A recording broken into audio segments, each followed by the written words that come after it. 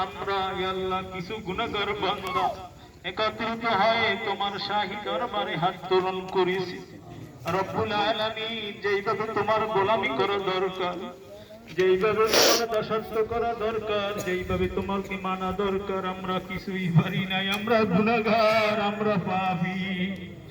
রব্বুল আলামিন আমাদের গুনার দিকে না তাকিয়ে তোমার নাম গফুরুর রহিম, তোমার নাম গফফার নামের উসিলায় আমাদের সকলের জিন্দেগীর গুনাহকে ক্ষমা করে দাও রব্বুল আলামিন।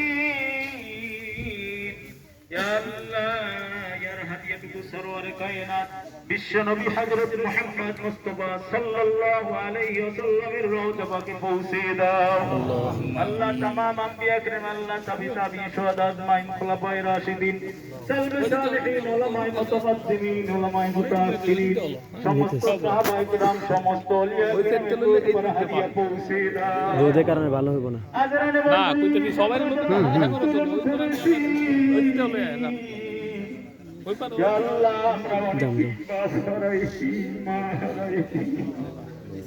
আমাদের মাতা পিতা অন্ধকার কবরে ঘুমিয়ে আছে বালবাগানের নিচে রব্বুল আলামিন ফটোশুট পরে কর।